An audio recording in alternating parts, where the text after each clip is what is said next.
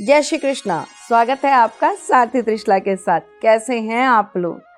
आज हम आपको जिसके बारे में बताने वाले हैं वो हैं राहु और केतु।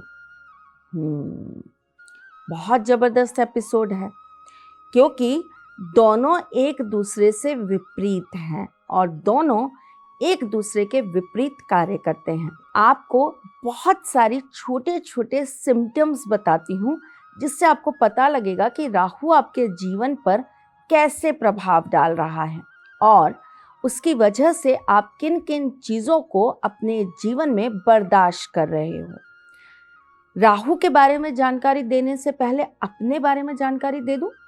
मैं आपकी एस्ट्रोलॉजर हूँ, वास्तुशास्त्री हूँ, चेहरा भी पढ़ती हूँ, आवाज़ भी पढ़ती हूँ, हाथों की लकीरें भी पढ़ लेती हूँ। राहु भ्रम की दुनिया है, इल्यूजन वर्ल्ड है। एक ऐसा भ्रम बनाता है जिसके आगे अच्छे अच्छे समझदार लोग तक कुछ भी नहीं समझ पाते। राहु का जब चक्र चलता है तो वो आपकी आंखों के सामने सब कुछ धुंधला कर देता है। जैसे आजकल बहुत ट्रेंड है, हम अपने बच्चों के लिए शादी विवाह का प्रस्ताव अक्सर वेबसाइट्स पर ढूंढते हैं। हम अक्सर ऐसी जगहों पर ढूंढते हैं जो हमें नहीं मालूम कैसे लोगों ने बनाई है, कहाँ उसका क्या अपना प्रमाण है। बस है तो वहाँ गए, रजिस्ट्रेशन करवाया और हमने अपने बच्चों का बायोडाटा वहाँ पर दे दिया। बहुत सारे लोगों को वहाँ से बायोडाटा भी प्राप्त होता है, आपको जोड़ियाँ भी बन के मिलती हैं, परंतु जिनका राहु खराब होता है ऐसे लोगों को दिखता कुछ और है और सामने कुछ और आता है।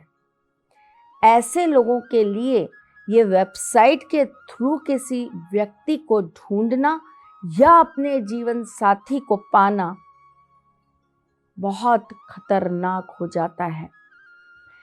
फेसबुक, इंस्टाग्राम, यहाँ पर अगर आप किसी की प्रोफाइल से टच होते हैं, आधे से ज़्यादा दुनिया इसी पे चल रही है।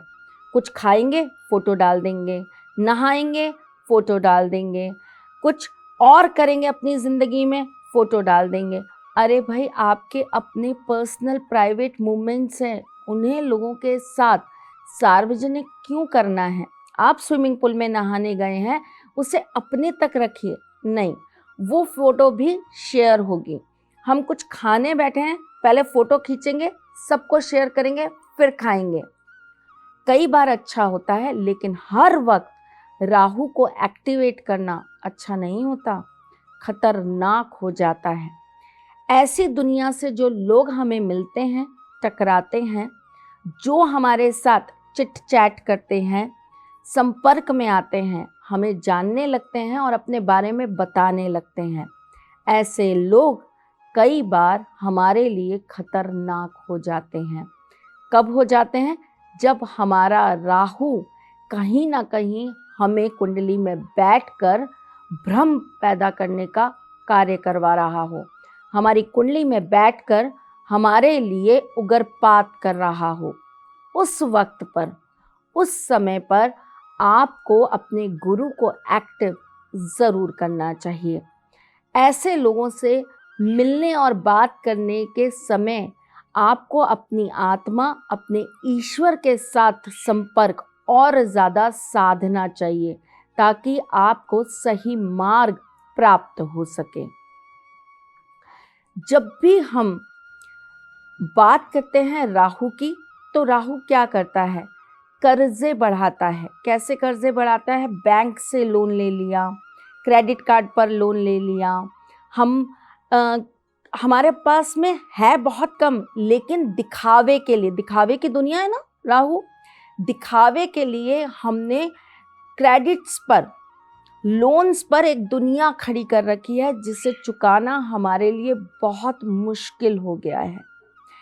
कई बार मेरे पास बहुत सारे ऐसे लोग आते हैं, उनकी प्रोफाइल देखिए, उन्हें देखिए, उनका घर देखिए, इतना बेहतरीन, इतना सुंदर, और जब उस घर में आप जाएंगे, उनसे बात करेंगे तो पता चलेगा वो तो करोड़ों के कर्जों के नीचे खड़े हैं।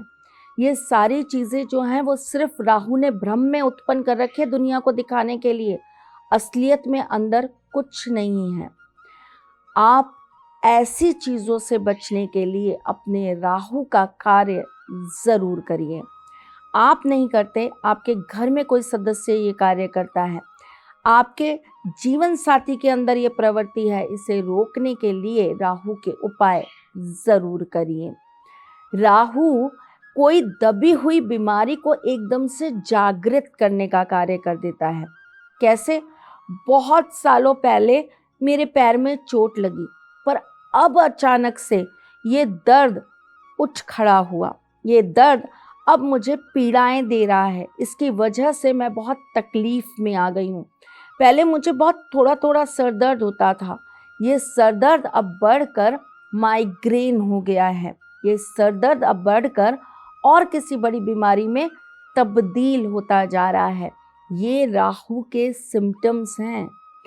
जब आपके कमरे में किसी तीसरे का इंटरफेरेंस होने लगे, हस्बैंड वाइफ के रिलेशन में किसी तीसरे का इंटरफेरेंस होने लगे और उसका प्रभाव आपकी पर्सनल लाइफ कहाँ होती है? आपके बेडरूम में आने लगे, तो ये राहु का आपके जीवन पर दुष्परिणाम है। राहु बुद्धि को शार्प बनाता है, राजनीति उत्पन्न करता है, छोटी छोटी चीज़ों में आपको दुनिया के सामने बहुत स्ट्रॉन्ग प्रेजेंट करता है। आपको एक ऐसी दुनिया देता है जहाँ पर लोग आपका सम्मान करते हैं। परंतु कब? जब कुंडली में राहु बहुत पॉजिटिव बैठा होता है।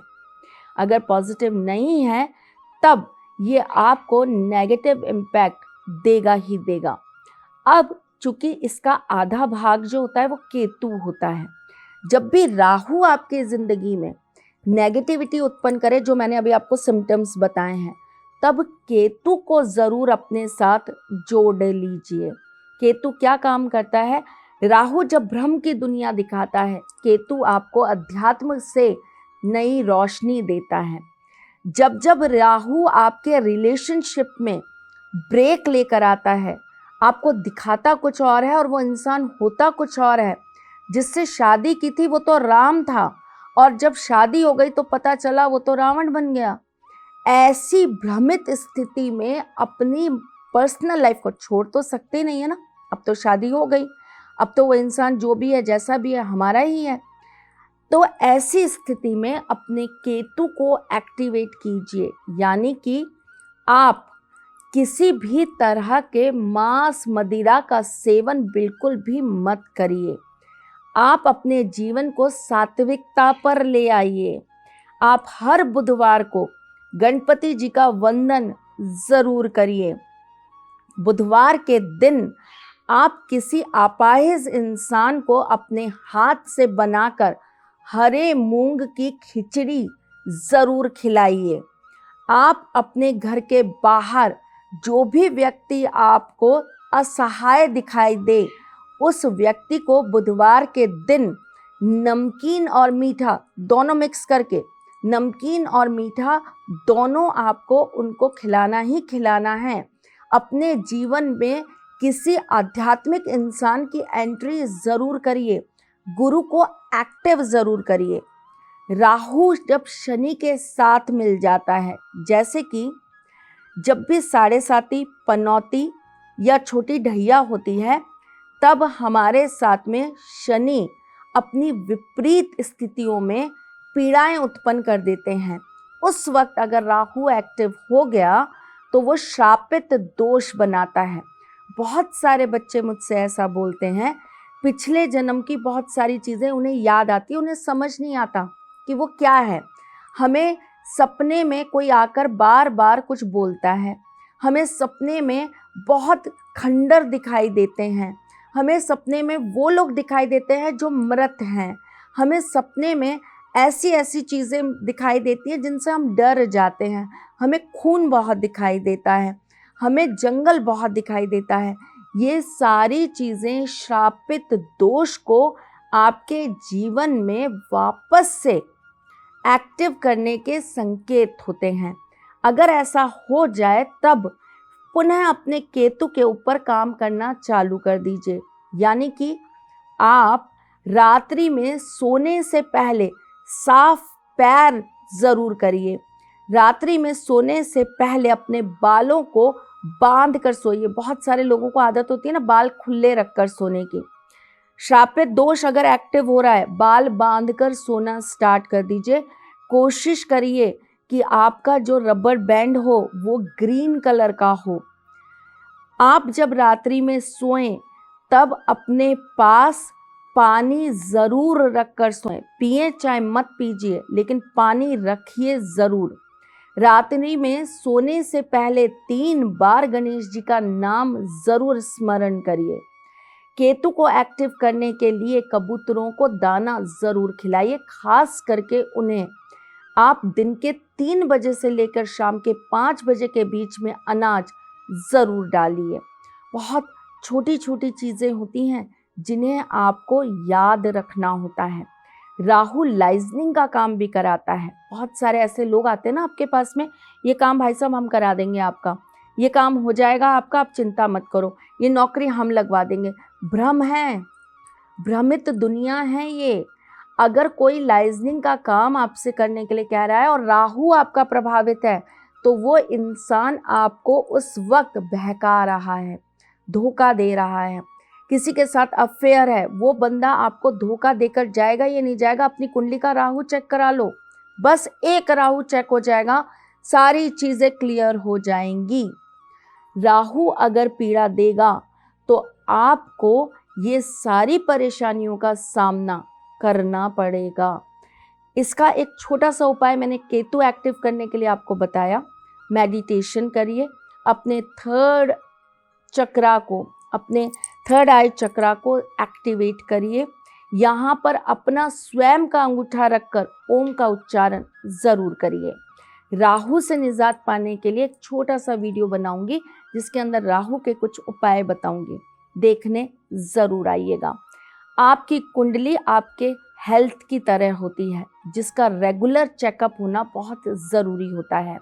गोचर में हमारे जीवन में कब कौन सा ग्रह एक्टिव हो जाता है और कब कौन सा ग्रह डिसएक्टिव हो जाता है, ये जानने के लिए आप किसी अच्छे विशेषज्ञ को अपनी कुंडली ज़रूर दिखाया करिए ताकि आप इन सब होने वाली दुर्घटनाओं से बच सके।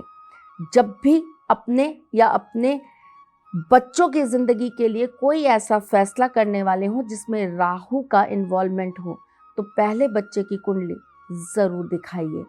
आज के लिए बस इतना ही। मैं फिर आऊँगी कुछ नया, कुछ अलग, कुछ अद्भुत लेकर। तब तक के लिए मुस्कुराते रहिएगा, रिश्तों में मजबूती बना के रखिएगा, अपने साथी के साथ यूं ही जुड़े रहिएगा, प्यार देते रहिएगा, प्यार लेते रहिएगा। ख्याल रखिएगा अपना और उनका जिनसे आप प्यार करते हैं।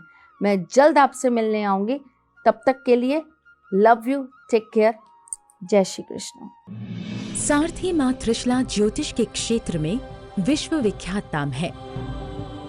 ज्योतिष शास्त्र में पीएचडी मां त्रिशला पिछले 22 वर्षों से ज्योतिष की सभी परंपरागत विधाओं के साथ साथ अनेक दुर्लभ गुण विधाओं जैसे परछाई एवं नव्स के अध्ययन से अपनी सटीक भविष्यवाणी और पूर्वानुमान के लिए विख्यात हैं। अपने उपायों द्वारा लाखों लोगों का जीवन संवार चुकी मां त्रिशला लगातार 2016 से ज्योतिष विभूषण अवार्ड प्राप्त कर रही हैं। साल 2018 में उन्हें उत्तराखंड के मुख्यमंत्री त्रिवेंद्र सिंह रावत ने ज्योतिष विभूषण अवार्ड से सम्मानित किया था और साल 2016 में उन्हें राजस्थान में बेस्ट एस्ट्रोलॉजर के अवार्ड से नवाजा जा चुका है।